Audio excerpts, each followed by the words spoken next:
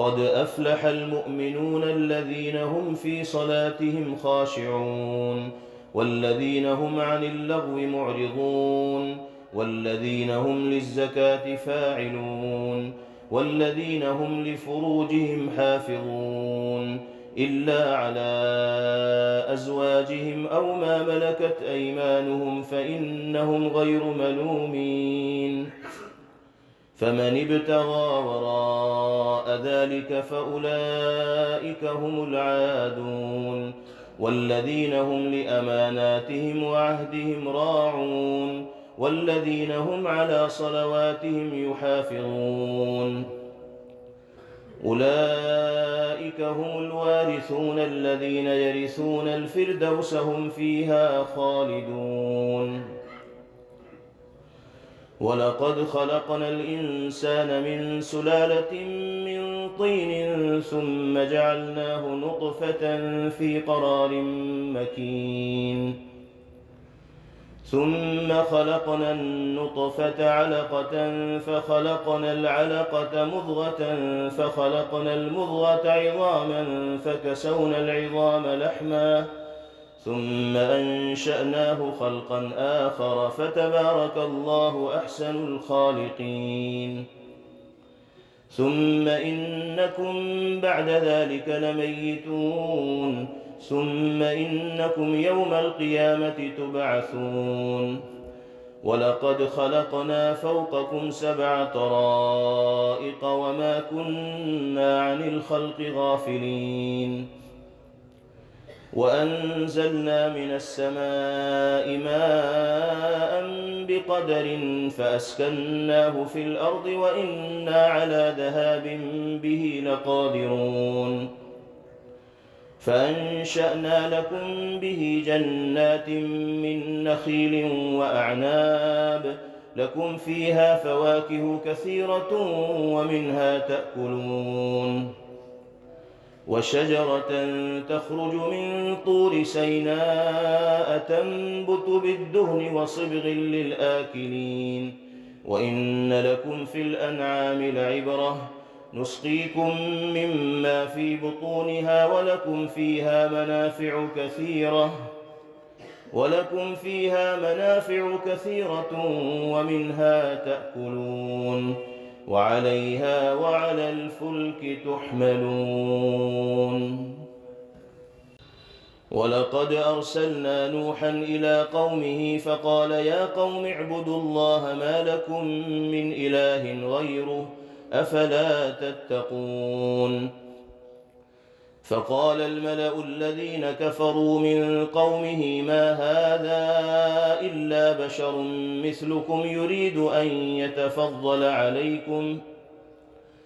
ولو شاء الله لأنزل ملائكة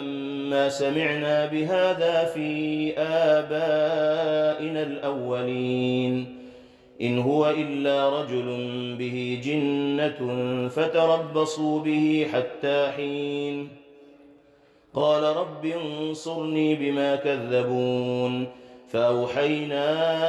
إليه أن اصنع الفلك بأعيننا ووحينا فإذا جاء أمرنا وفارت النور فاسلك فيها من كل زوجين 2 وأهلك إلا من سبق عليه القول منهم ولا تخاطبني في الذين ظلموا إنهم مغرقون.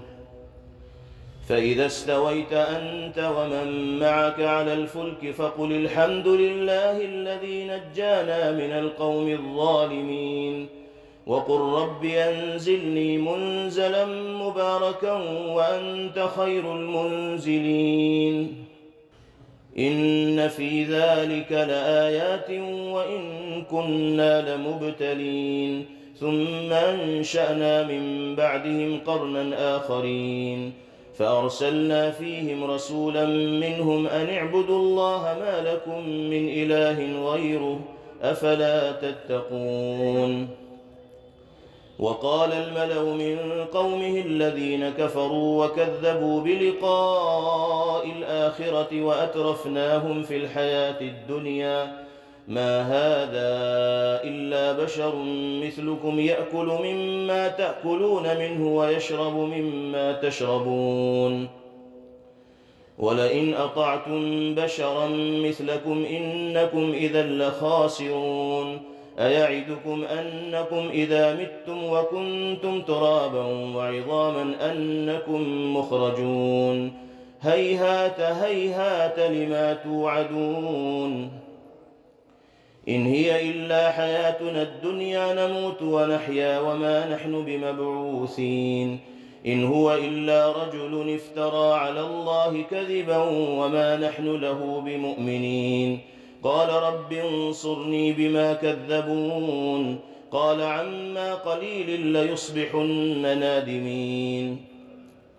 فأخذتهم الصيحة بالحق فجعلناهم غثاء فبعدا للقوم الظالمين ثم أنشأنا من بعدهم قرونا آخرين ما تسبق من أمة أجلها وما يستأخرون ثم أرسلنا رسلنا تترى كلما جاء أمة رسولها كذبوه فأتبعنا بعضهم بعضا وجعلناهم أحاديث فبعدا لقوم لا يؤمنون ثم أرسلنا موسى وأخاه هارون بآياتنا وسلطان مبين إلى فرعون وملئه فاستكبروا وكانوا قوما عالين فقالوا أنؤمن لبشرين مثلنا وقومهما لنا عابدون فكذبوهما فكانوا من المهلكين ولقد آتينا موسى الكتاب لعلهم يهتدون وجعلنا ابن مريم وأمه آية وآويناهما إلى ربوة ذات قرار ومعين يا أيها الرسل كلوا من الطيبات واعملوا صالحا إني بما تعملون عليم وإن هذه أمتكم أمة واحدة وأنا ربكم فاتقون فتقطعوا أمرهم بينهم زبرا كل حزب بما لديهم فرحون فذرهم في غمرتهم حتى حين أيحسبون أنما نمدهم به من مال وبنين نسارع لهم في الخيرات بل لا يشعرون إن الذين هم من خشية ربهم مشفقون والذين هم بآيات ربهم يؤمنون والذين هم بربهم لا يشركون والذين يؤتون ما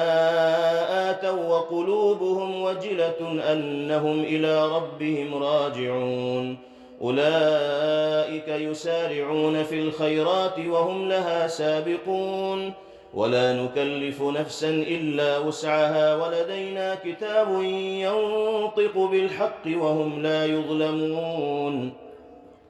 بل قلوبهم في غمرة من هذا ولهم أعمال من دون ذلك هم لها عاملون حتى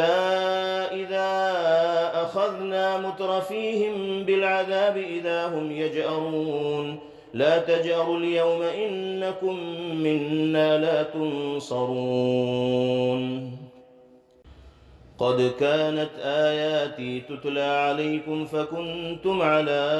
أعقابكم تنكصون مستكبرين به سامرا تهجرون أفلم يدبروا القول أم جاءهم ما لم يأت آباءهم الأولين أم لم يعرفوا رسولهم فهم له منكرون أم يقولون به جنة بل جاءهم بالحق وأكثرهم للحق كارهون ولو اتبع الحق أهواءهم لفسدت السماوات والأرض ومن فيهن بل أتيناهم بذكرهم فهم عن ذكرهم معرضون أم تسألهم خرجا فخراج ربك خير وهو خير الرازقين وإنك لتدعوهم إلى صراط مستقيم وإن الذين لا يؤمنون بالآخرة عن الصراط لناكبون ولو رحمناهم وكشفنا ما بهم من ضر للجوا في طغيانهم يعمهون ولقد أخذناهم بالعذاب فما استكانوا لربهم وما يتضرعون حتى إذا فتحنا عليهم بابا ذا عذاب شديد إذا هم فيه مبلسون وهو الذي أنشأ لكم السمع والأبصار والأفئدة قليلا ما تشكرون وهو الذي ذرأكم في الأرض وإليه تحشرون وهو الذي يحيي ويميت وله اختلاف الليل والنهار أفلا تعقلون بل قالوا مثل ما قال الأولون قالوا أئذا متنا وكنا ترابا وعظاما أئنا لمبعوثون لقد وعدنا نحن وآباؤنا هذا من قبل إن هذا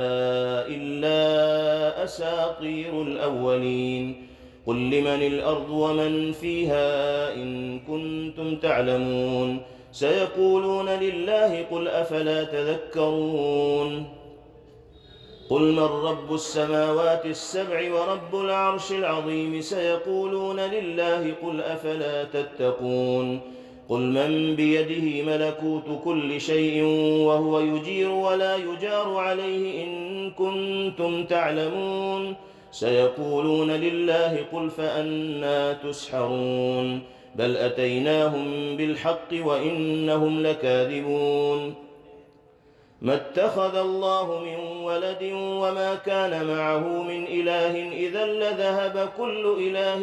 بما خلق ولعلى بعضهم على بعض سبحان الله عما يصفون عالم الغيب والشهادة فتعالى عما يشركون قل رب إما تريني ما يوعدون رب فلا تجعلني في القوم الظالمين وإنا على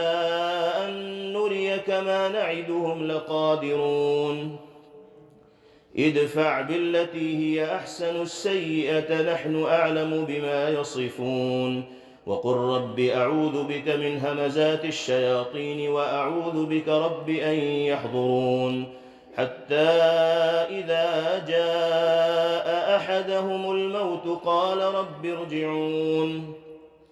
لعلي أعمل صالحا فيما تركت كلا إنها كلمة هو قائلها ومن ورائهم برزخ إلى يوم يبعثون فإذا نفخ في الصور فلا أنساب بينهم يومئذ ولا يتساءلون فمن ثقلت موازينه فأولئك هم المفلحون ومن خفت موازينه فأولئك الذين خسروا أنفسهم في جهنم خالدون تلفح وجوههم النار وهم فيها كالحون ألم تكن آياتي تتلى عليكم فكنتم بها تكذبون قالوا ربنا غلبت علينا شقوتنا وكنا قوما ضالين ربنا أخرجنا منها فإن عدنا فإنا ظالمون قال اخسئوا فيها ولا تكلمون إنه كان فريق من عبادي يقولون ربنا آمنا فاغفر لنا وارحمنا وأنت خير الراحمين فاتخذتموهم سخريا حتى أنسوكم ذكري وكنتم منهم تضحكون إني جزيتهم اليوم بما صبروا أنهم هم الفائزون. قال كم لبثتم في الأرض عدد سنين؟ قالوا لبثنا يوما أو بعض يوم فاسأل العادين. قال إن لبثتم إلا قليلا لو أنكم كنتم تعلمون. أفحسبتم أنما خلقناكم عبثا وأنكم إلينا لا ترجعون. فتعالى الله الملك الحق لا إله إلا هو رب العرش الكريم. ومن يدع مع الله إلها آخر لا برهان له به فإنما حسابه عند ربه إنه لا يفلح الكافرون. وقل رب اغفر وارحم وأنت خير الراحمين. سورة أنزلناها وفرضناها وأنزلنا فيها آيات بينات لعلكم تذكرون. الزانية والزاني فاجلدوا كل واحد منهما 100 جلدة ولا تأخذكم بهما رأفة في دين الله إن كنتم تؤمنون بالله واليوم الآخر وليشهد عذابهما طائفة من المؤمنين. الزاني لا ينكح إلا زانية أو مشركة والزانية لا ينكحها إلا زان أو مشرك وحرم ذلك على المؤمنين. والذين يرمون المحصنات ثم لم يأتوا ب4 شهداء فاجلدوهم 80 جلدة ولا تقبلوا لهم شهادة أبدا وأولئك هم الفاسقون. إلا الذين تابوا من بعد ذلك وأصلحوا فإن الله غفور رحيم.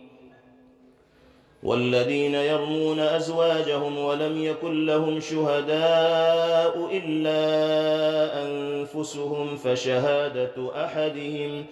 فشهادة أحدهم 4 شهادات بالله إنه لمن الصادقين. والخامسة أن لعنة الله عليه إن كان من الكاذبين. ويدرأ عنها العذاب أن تشهد 4 شهادات بالله إنه لمن الكاذبين. والخامسة أن غضب الله عليها إن كان من الصادقين. ولولا فضل الله عليكم ورحمته وأن الله تواب حكيم. إن الذين جاءوا بالإفك عصبة منكم لا تحسبوه شرا لكم بل هو خير لكم لكل امرئ منهم ما اكتسب من الإثم والذي تولى كبره منهم له عذاب عظيم. لولا إذ سمعتموه ظن المؤمنون والمؤمنات بأنفسهم خيرا وقالوا هذا إفك مبين. لولا جاءوا عليه ب4 شهداء فإذ لم يأتوا بالشهداء فأولئك عند الله هم الكاذبون. ولولا فضل الله عليكم ورحمته في الدنيا والآخرة لمسكم فيما أفضتم فيه عذاب عظيم. إذ تلقونه بألسنتكم وتقولون بأفواهكم ما ليس لكم به علم وتحسبونه هينا وهو عند الله عظيم. ولولا إذ سمعتموه قلتم ما يكون لنا أن نتكلم بهذا سبحانك هذا بهتان عظيم. يعظكم الله أن تعودوا لمثله أبدا إن كنتم مؤمنين. ويبين الله لكم الآيات والله عليم حكيم. إن الذين يحبون أن تشيع الفاحشة في الذين آمنوا لهم عذاب أليم في الدنيا والآخرة والله يعلم وأنتم لا تعلمون. ولولا فضل الله عليكم ورحمته وأن الله رءوف رحيم. يا أيها الذين آمنوا لا تتبعوا خطوات الشيطان، ومن يتبع خطوات الشيطان فإنه يأمر بالفحشاء والمنكر. ولولا فضل الله عليكم ورحمته ما زكى منكم من أحد أبدا، ولكن الله يزكي من يشاء، والله سميع عليم. ولا يأتل أولو الفضل منكم والسعة أن يؤتوا أولي القربى والمساكين والمهاجرين في سبيل الله وليعفوا وليصفحوا، ألا تحبون أن يغفر الله لكم والله غفور رحيم. إن الذين يرمون المحصنات الغافلات المؤمنات لعنوا في الدنيا والآخرة ولهم عذاب عظيم. يوم تشهد عليهم ألسنتهم وأيديهم وأرجلهم بما كانوا يعملون، يومئذ يوفيهم الله دينهم الحق ويعلمون أن الله هو الحق المبين. الخبيثات للخبيثين والخبيثون للخبيثات، والطيبات للطيبين والطيبون للطيبات، أولئك مبرؤون مما يقولون، لهم مغفرة ورزق كريم. يا أيها الذين آمنوا لا تدخلوا بيوتا غير بيوتكم حتى تستأنسوا وتسلموا على أهلها، ذلكم خير لكم لعلكم تذكرون. فإن لم تجدوا فيها أحدا فلا تدخلوها حتى يؤذن لكم، وإن قيل لكم ارجعوا فارجعوا هو أزكى لكم، والله بما تعملون عليم. ليس عليكم جناح أن تدخلوا بيوتا غير مسكونة فيها متاع لكم، والله يعلم ما تبدون وما تكتمون. قل للمؤمنين يغضوا من أبصارهم ويحفظوا فروجهم، ذلك أزكى لهم، إن الله خبير بما يصنعون. وقل للمؤمنات يغضضن من أبصارهن ويحفظن فروجهن ولا يبدين زينتهن إلا ما ظهر منها، وليضربن بخمرهن على جيوبهن، ولا يبدين زينتهن إلا لبعولتهن أو آبائهن أو آباء بعولتهن أو أبنائهن أو بعولتهن أو إخوانهن أو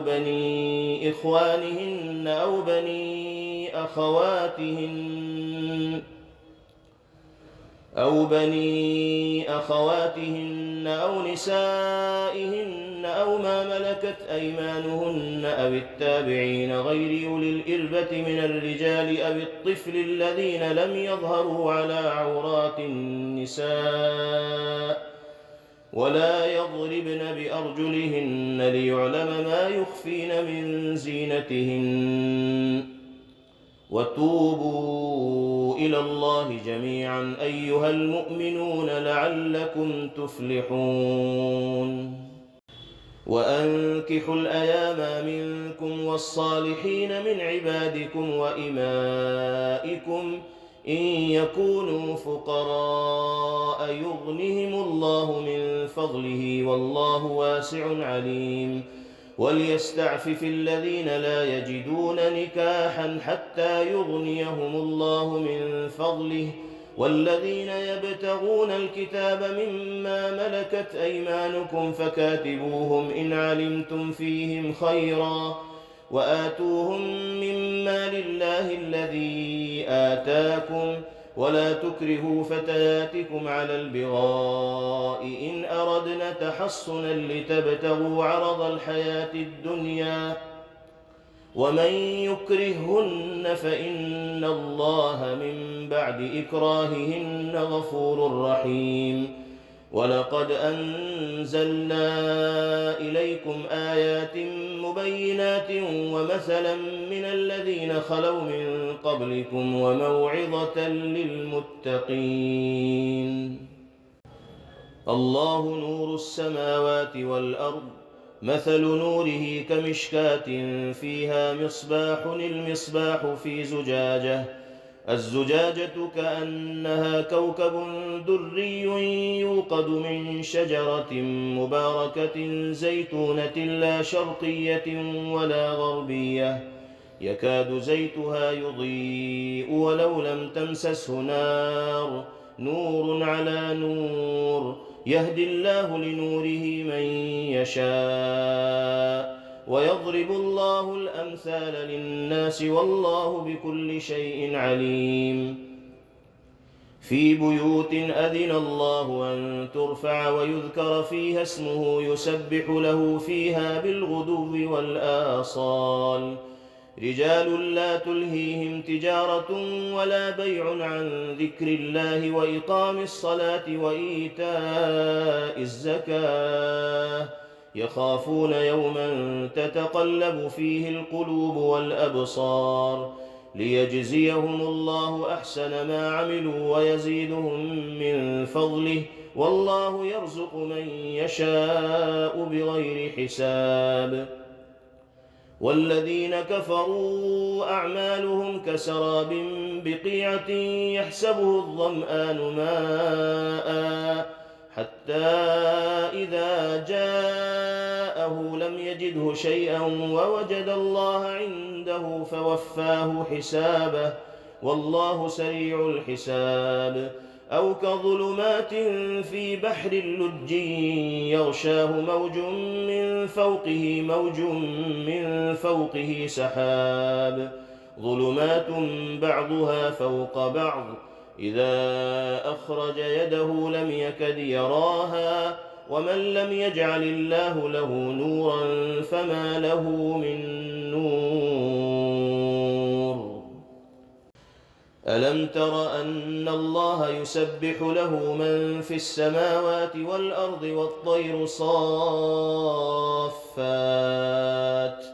كل قد علم صلاته وتسبيحه والله عليم بما يفعلون. ولله ملك السماوات والأرض وإلى الله المصير. ألم تر أن الله يزجي سحابا ثم يؤلف بينه ثم يجعله ركاما فترى الودق يخرج من خلاله وينزل من السماء من جبال فيها من برد فيصيب به من يشاء ويصرفه عن من يشاء يكاد سنا برقه يذهب بالأبصار يقلب الله الليل والنهار إن في ذلك لعبرة لأولي الأبصار. والله خلق كل دابة من ماء فمنهم من يمشي على بطنه ومنهم من يمشي على رجلين ومنهم من يمشي على 4 يخلق الله ما يشاء إن الله على كل شيء قدير. لقد أنزلنا آيات مبينات والله يهدي من يشاء إلى صراط مستقيم. ويقولون آمنا بالله وبالرسول وأطعنا ثم يتولى فريق منهم من بعد ذلك وما أولئك بالمؤمنين. وإذا دعوا إلى الله ورسوله ليحكم بينهم إذا فريق منهم معرضون وإن يكن لهم الحق يأتوا إليه مذعنين. أفي قلوبهم مرض أم ارتابوا أم يخافون أن يحيف الله عليكم ورسوله بل أولئك هم الظالمون أفي قلوبهم مرض أم ارتابوا أم يخافون أن يحيف الله عليهم ورسوله بل أولئك هم الظالمون إنما كان قول المؤمنين إذا دعوا إلى الله ورسوله ليحكم بينهم أن يقولوا سمعنا وأطعنا وأولئك هم المفلحون ومن يطع الله ورسوله ويخشى الله ويتقه فأولئك هم الفائزون وأقسموا بالله جهد أيمانهم لئن أمرتهم ليخرجن قل لا تقسموا طاعة معروفة إن الله خبير بما تعملون قل أطيعوا الله وأطيعوا الرسول فإن تولوا فإنما عليه ما حمل وعليكم ما حملتم قل أطيعوا الله وأطيعوا الرسول فإن تولوا فإنما عليه ما حمل وعليكم ما حملتم وإن تطيعوه تهتدوا وما على الرسول إلا البلاغ المبين وعد الله الذين آمنوا منكم وعملوا الصالحات ليستخلفنهم في الأرض كما استخلف الذين من قبلهم وليمكنن لهم دينهم الذي ارتضى لهم وليبدلنهم من بعد خوفهم أمنا يعبدونني لا يشركون بي شيئا ومن كفر بعد ذلك فأولئك هم الفاسقون وأقيموا الصلاة وآتوا الزكاة وأطيعوا الرسول لعلكم ترحمون لا تحسبن الذين كفروا معجزين في الأرض ومأواهم النار ولبئس المصير يا أيها الذين آمنوا ليستأذنكم الذين ملكت أيمانكم والذين لم يبلغوا الحلم منكم 3 مرات من قبل صلاة الفجر وحين تضعون ثيابكم من الظهيرة ومن بعد صلاة العشاء 3 عورات لكم ليس عليكم ولا عليهم جناح بعدهن طوافون عليكم بعضكم على بعض كذلك يبين الله لكم الآيات والله عليم حكيم وإذا بلغ الأطفال منكم الحلم فليستأذنوا كما استأذن الذين من قبلهم كذلك يبين الله لكم آياته والله عليم حكيم والقواعد من النساء اللاتي لا يرجون نكاحا فليس عليهن جناح أن يضعن ثيابهن غير متبرجات بزينة وأن يستعففن خير لهن والله سميع عليم ليس على الأعمى حرج ولا على الأعرج حرج ولا على المريض حرج ولا على أنفسكم أن تأكلوا من بيوتكم أو بيوت آبائكم أو بيوت أمهاتكم أو بيوت إخوانكم أو بيوت أخواتكم أو بيوت أعمامكم أو بيوت عماتكم أو بيوت أخوالكم أو بيوت خالاتكم أو ما ملكتم مفاتحه أو صديقكم ليس عليكم جناح أن تأكلوا جميعا أو أشتاتا فإذا دخلتم بيوتا فسلموا على أنفسكم تحية من عند الله مباركة طيبة كذلك يبين الله لكم الآيات لعلكم تعقلون إنما المؤمنون الذين آمنوا بالله ورسوله وإذا كانوا معه على أمر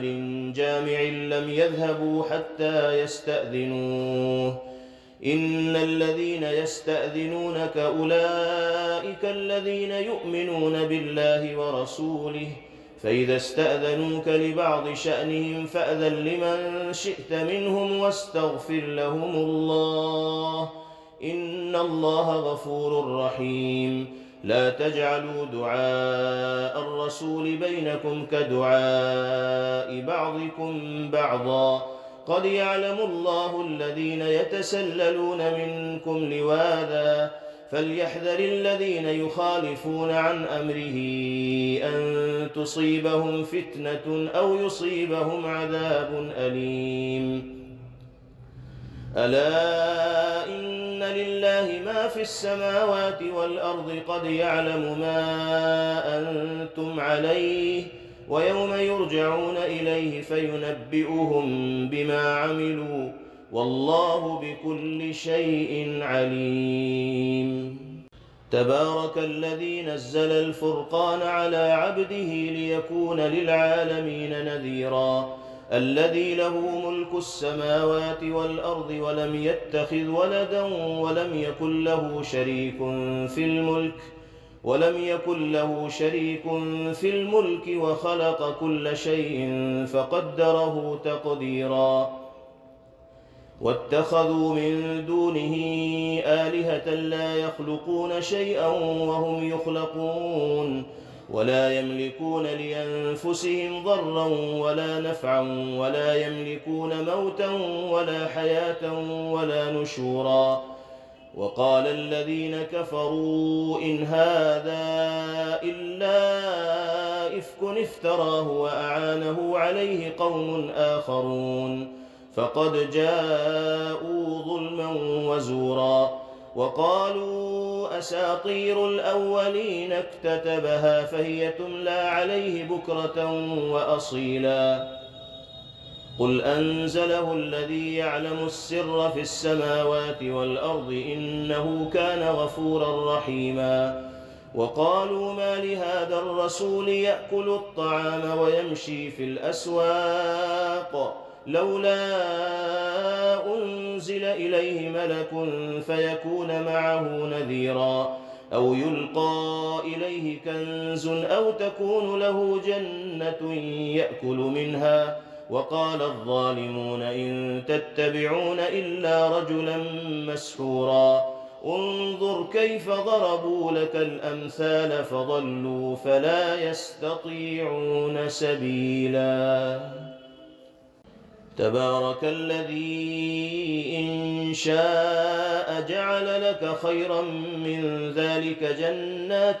تجري من تحتها الأنهار ويجعل لك قصورا بل كذبوا بالساعة وأعتدنا لمن كذب بالساعة سعيرا إذا رأتهم من مكان بعيد سمعوا لها تغيظا وزفيرا وإذا ألقوا منها مكانا ضيقا مقرنين دعوا هنالك ثبورا لا تدعوا اليوم ثبورا واحدا وادعوا ثبورا كثيرا قل أذلك خير أم جنة الخلد التي وعد المتقون كانت لهم جزاء ومصيرا لهم فيها ما يشاءون خالدين كان على ربك وعدا مسؤولا ويوم يحشرهم وما يعبدون من دون الله فيقول أأنتم أضللتم عبادي هؤلاء أم هم ضلوا السبيل